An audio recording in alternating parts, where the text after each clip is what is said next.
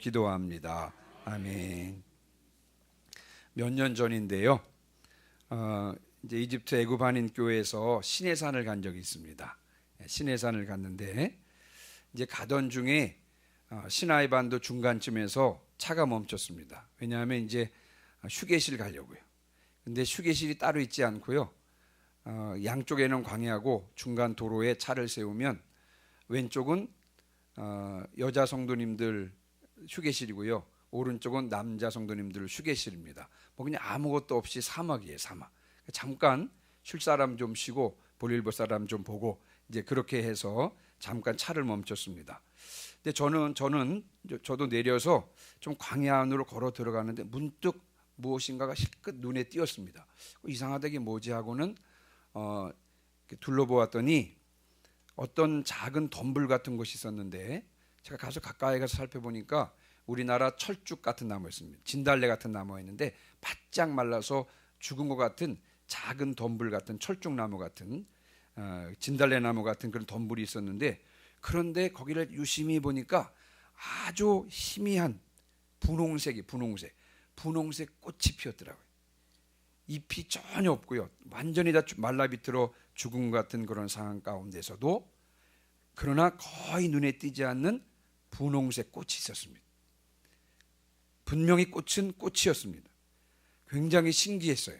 그 척박한 광야에서 꽃을 피우는 나무의 생명력에 놀랐습니다.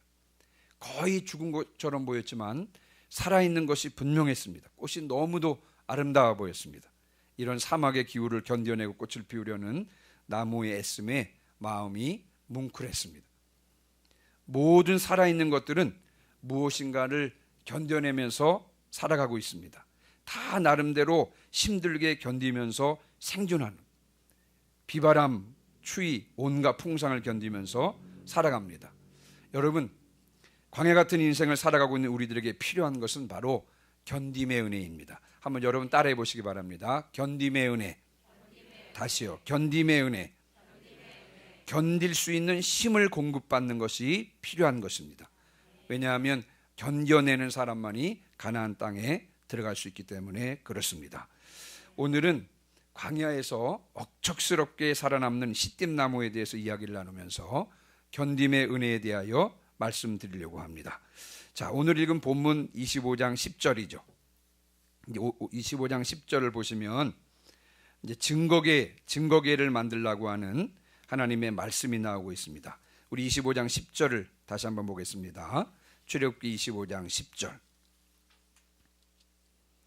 제가 읽습니다. 그들은 조각목으로 궤를 짜되 길이는 2규빗 반, 너비는 1규빗 반, 높이는 1규빗 반이 되게 하고.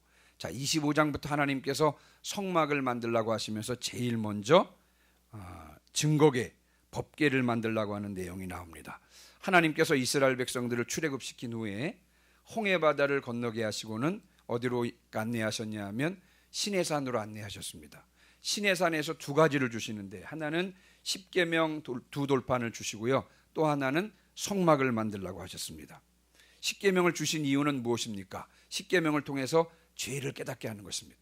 아, 내가 죄인이구나, 내가 하나님 앞에서 죄인이구나, 이와 같은 죄를 깨닫게 하기 위하여 하나님께서 십계명을 주신 것이고요. 자, 죄를 깨달았습니다. 그러면 죄의 문제를 해결하기 위해서 어디로 가야 돼요? 성막으로 나가야 되는 것입니다. 성막은 100% 예수님을 보여주는 것입니다. 죄를 해결하기 위해서는 예수님께 나가야만 하는 것입니다. 그래서 하나님께서 시내산에서 십계명과 성막을 주셨습니다. 근데 성막은 또 좀 펼쳐보면 성소와 지성소로 나눠져 있고, 가장 깊은 곳이 지성소 있는데 지성소 안에 있는 것이 증거계 법궤입니다. 이 법궤가 가장 중요해요. 왜 법궤가 가장 중요하냐면 그 법궤 위에, 증거계 위에 하나님께서 임재하셔서 이스라엘 백성들, 당신의 백성들에게 말씀하시기 때문에 그렇습니다. 그러니까 이 증거계는, 법궤는 하나님의 임재의 상징이고 하나님의 발판입니다. 그래서 여러분, 증거계가 중요한 것이죠. 증거계가 그래서 중요한 것입니다. 너무 중요하기에 증거계를 함부로 볼 수도 없고 함부로 만질 수도 없었습니다. 대제사장만 1년에 한 번 지성소 안에 들어가서 여러분 그 증거계 위에 피를 뿌리는 그런 일을 했던 것입니다. 자, 그런데 제가 오늘 그 말씀드리고 싶은 것은 뭐냐면 그 중요한 증거계, 하나님의 임재의 상징이고 하나님의 발판인 그 증거계를 무엇으로 만들었냐는 것입니다. 증거계의 재질이 무엇이냐는 것입니다. 자, 오늘 본문에 보시기 바랍니다. 25장 10절. 여러분 그 증거계를 무엇으로 만들었다 그러죠? 조각목으로 만들었다 그랬습니다. 여러분 여기에는 중요한 영적인 의미가 담겨져 있습니다. 오늘 저녁에 저는 여러분들과 함께 이 세 가지를 나누려고 하는데, 첫 번째는 잘 견디는 자만이 하나님께 쓰임 받을 수 있습니다. 이런 말씀을 드리려고 합니다. 여러분 조각목을 다른 말로 말하면 시띠나무라 그래요. 시띠나무. 아카시아 나무라고 번역되기도 하는데 우리가 알고 있는 그 아카시아 나무는 아닙니다.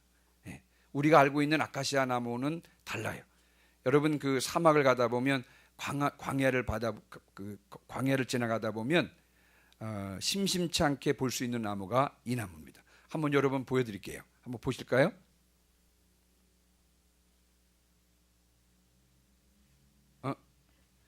자, 안 넘어가네요.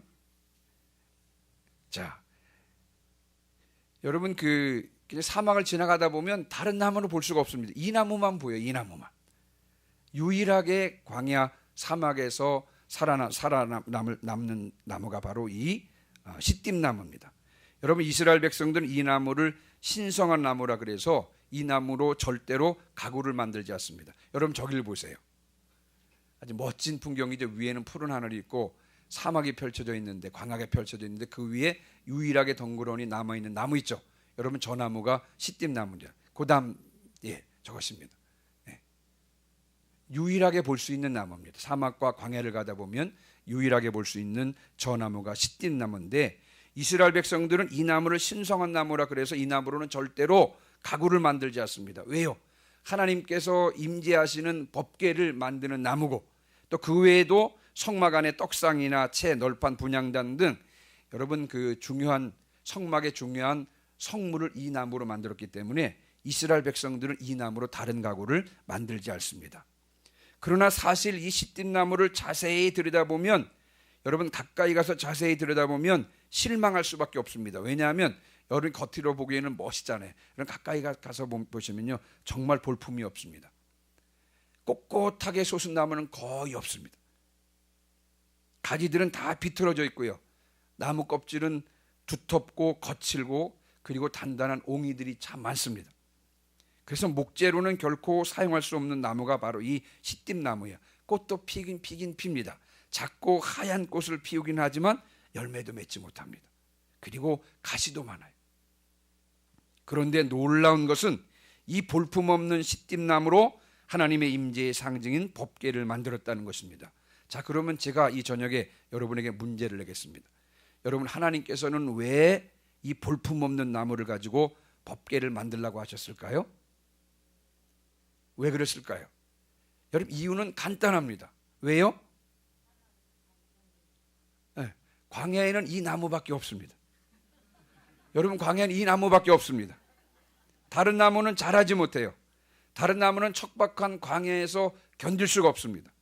그런데 이 시띠나무는 이 광야를 건디면서 살아남았습니다. 그래서 광야에서 구할 수 있는 나무는 오직 이 시띠나무뿐인 것입니다. 하나님께서는 광야를 지나는 이스라엘 백성들에게 성막을 만들라고 하셨잖아요. 법궤를 만들라고 하셨습니다. 그런데 여러분 다른 나무는 없으니까 이 시띠나무를 가지고 법궤를 만들라고 그렇게 명령하셨던 것입니다. 광야에서 참고 견디며 살아남았더니 하나님께서 가장 귀하게 쓰임을 받게 된 것입니다. 일본에 가면 호류사라고 하는 절이 있다고 합니다. 여러분 잘 아시는 그 담증에 금당벽화가 그려져 있는 절이 호류사라고 하는 절인데, 여러분 이 호류사라고 하는 절은 일본에서 제일 오래된 목조 건물입니다. 1000년이 넘었다 그래요. 이 건물이 오래 견딜 수 있었던 이유가 무엇이냐면, 여러분 이 절은요 1000년 된 소나무로 지었다 그럽니다. 1000년 된 소나무로 집을 지으니까 여러분 1000년이나 건재한 것입니다. 1000년 동안 온갖 풍상을 이겨내고 버틴 나무이니까 여러분 얼마나 단단하겠습니까? 말하자면 살아서 1000년, 죽어서 1000년인 것입니다. 여러분 견딘 만큼 쓰임 받는 것입니다. 시띠나무는 생존을 위한 투쟁으로 온통 성한 곳이 한 군데도 없습니다. 여러분 제가 다가가서 너무 실망했습니다. 가서 보고 너무 실망했습니다. 사막의 거친 모래바람 때문에 가지는 이리저리 뒤틀려 있고요. 또 뿌리를 깊이 뻗어야 되기 때문에 높이 자라지도 않습니다. 물이 절대 부족한 환경에서 살아가려고 하니까 껍질은 두텁고요. 수분을 빼앗기지 않으려고 하니까요. 여러분 잎은 가지처럼 가늘고 두껍게 변화되었던 것입니다. 비록 볼품없어 보이지만 그러나 견디었기에 귀하게 쓰임받은 줄 분명히 믿습니다. 여러분 모세는 40년간 광야의 생활을 견뎌냈기 때문에 나머지 40년을 출애굽의 영웅으로 쓰임받게 된 것입니다. 진주 이야기를 여러분 잘 아시죠? 조개 속에 모래 같은 이물질이 들어옵니다. 그럼 이 이물질이 이 조개살에 상처를 냅니다. 그래서 진물이 나요. 조개는 처음에는요 이 이물질을 자신을 괴롭히는 것을 끊임없이 밀어내려고 합니다. 그다음 밀어내려고 하다가 결국 나중에는요 포기하고 맙니다. 그리고는 품에 그 모래를 끌어안습니다. 현실로 받아들이는 것입니다. 자신을 괴롭히는 것과 함께 살아가는 법을 배우는 것입니다. 그 결과물이 진주인 것이죠. 상처가 그럼 진주가 되는 것입니다. 상처가 있는 사람만이 아름다운 진주를 만들어내는 것입니다. 아픔을 견뎌낸 사람만이 아름다운 진주를 만들어내는 것입니다. 그래서 이 고통과 시련이 주어질 때 밀어내려고만 하지 말고 참고 견뎌야만 하는 것입니다. 그러면 진주가 만들어지는 줄 분명히 믿습니다. 자, 두 번째요. 자, 그러면 여러분 이제 시띠나무가 이렇게 광야에서 살아남을 수 있는 비결이 뭘까요? 그 끈질긴 생명력의 비결은 어디에 있냐면 뿌리에 있습니다. 어디에 있다고요? 뿌리에 있습니다. 이제 제가 그 이집트 살던 까따미의 정원에 여러분 그 종려나무 있죠? 종려나무가 있었습니다. 보통 이제 대추야자라고 그러는데 그 종려나무를 제가 너무 아꼈어요. 왜냐하면 종려나무가 두 종류인데 하나는 키가 커서 조금 자라면 손이 닿지도 않습니다. 열매. 근데 이제 저희 그때 그 까따미아 정원에 있던 이 그 종려나무는요 키가 크지 않습니다. 그래서 낮아가지고 열매를 손으로 직접 따먹을 수 있는 그런 나무라서 제가 좋아했는데 이제 어느 날 보니까 여러분 종려나무에서 나무가 나더라고요. 그래서 가만히 보니까 자스민이나 담장목 종류인데 그 제가 이상하다 어떻게 이 종려나무에서 나무가 자랄까 싶어서 가만히 보니까 여러분 그 종류 그 나무를 따라서 제가 이렇게 쭉 보니까 그 가지가 종려나무 그 줄기 사이에 쫙 이렇게 꽉 끼어가지고 위로 뻗어서 자라는데 제가 줄기를 따라서 내려가니까 여러분 뿌리가 종려나무 그 밑에 있는 흙까지 길게 뻗어 있더라고요. 뿌리가 생각보다 길었습니다. 여러분 시띠나무는 물 근원을 찾아서 짧게는 수십 미터, 길게는 500에서 600m까지 뿌리를 뻗는다 그럽니다. 기네스북에 기록된 그 시띠나무는요 뿌리가 2km나 되는 것도 있다고 합니다. 뿌리가 물 근원에 닿아 있기 때문에 광야에서도 견딜 수 있는 것입니다. 여러분 광야 같은 인생을 지날 때 우리도 뿌리를 물 근원에 뻗어야 할 줄 분명히 믿습니다. 그래야 온갖 풍상을 견디며 살아남을 수 있습니다. 그렇다면 뿌리를 물 근원으로 뻗는다는 것은 무엇을 의미하는 것일까요? 요한복음 4장 14절에 보니까 예수님께서 물을 길어 나온 사마리아 여인에게 이렇게 말씀하십니다. 내가 주는 물을 마시는 자는 영원히 목마르지 아니하리니 내가 주는 물은 그 속에서 영생하도록 솟아나는 샘물이 되리라. 아멘. 또 예수님은요 초막절에 예루살렘 한복판을 다니시면서 이렇게 외쳤어요. 요한복음 7장 37절 38절 말씀입니다. 누구든지 목마르거든 내게로 와서 마시라. 나를 믿는 자는 성경의 이름과 같이 그 배에서 생수의 강이 흘러나오리라 하시니. 아멘. 예수님은 생수의 근원이 되시는 분이십니다. 그분이 주시는 물을 마시는 자는 영원히 목마르지 않으며 그분이 주는 물을 마시는 자는 영혼의 참 만족과 시원함을 맛볼 수 있습니다. 우리는 생수의 근원이 되시고 물 근원이 되신 예수님께로 나가야 할 줄 분명히 믿습니다. 그분께 나아가서 우리의 메마른 영혼을 적셔주고 갈증을 풀어주고 영원히 목마르지 않는 생수를 마셔야 할 줄 분명히 믿습니다. 예레미야서 17장에는요 2종류의 사람이 나옵니다. 한 종류의 사람은 사막의 떨기 같은 인생을 사는 사람이고요, 다른 종류의 사람은 물가에 심어진 나무처럼 사는 사람, 그 두 종류의 사람을 비교하고 있습니다. 한 종류의 사람은 사람을 믿고 육신으로 그의 힘을 삼고 마음이 여호와에게서 떠난 사람입니다. 이 사람은 사막의 떨기나무 같다고 했습니다. 좋은 일이 오는 것을 보지 못하고 광야 건조한 곳, 또 건건한 땅, 사람이 살지 않는 땅에서 살 것이라고 했습니다. 다른 종류의 사람은요 여호와를 의지하며 여호와를 의뢰하는 사람입니다. 그 사람은 복을 받을 것입니다. 그는 물가에 심어진 나무처럼요 더위가 올지라도 두려워하지 아니하며 그 잎이 청청하며 가뭄 해에도 걱정이 없고 결실이 그치지 않을 것입니다. 왜냐하면 뿌리가 물 근원에 뻗어 있기 때문에 그렇습니다. 광야 같은 인생을 살면서 철저하게 주님을 의지하며 주님을 의뢰하며 사는 사람은 뿌리를 물 근원에 뻗은 사람입니다. 철저하게 주님을 의지하며 주님을 의뢰하는 사람만이 광야를 이길 수 있습니다. 생수의 근원 되신 주님께 뿌리를 깊이 내림으로 그분을 철저히 의지하고 신뢰함으로 광야 같은 인생을 이겨나가시기를 주님의 이름으로 축원합니다. 자, 이제 세 번째인데요. 자, 여러분, 시띠나무는요 광야에 그늘을 만들어줍니다. 이제 저희가 있을 때 그 누에바라고 하는 곳에 권사님 한 분이 계신데 이분이 신방을 오라 그러십니다. 사실은 그리 반갑지 않습니다. 왜냐하면 신방 가려면 한 7시간을 가야 돼. 7시간. 그것도 시나이 반도를 관통해가지고 한 7시간을 내려갑니다. 그러니까 가면 또 바로 올라올 수 없어서요.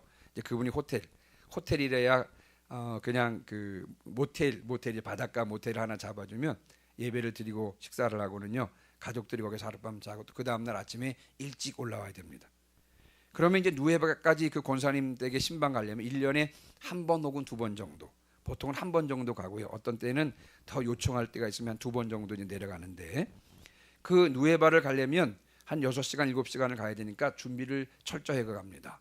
여러분, 제일 준비를 잘해야 되는 게 뭐냐면 여러분 컵라면 있죠. 뜨거운 물을 끓여가지고 컵라면을 가져갑니다. 컵라면 모아두었다 컵라면을 가져갑니다.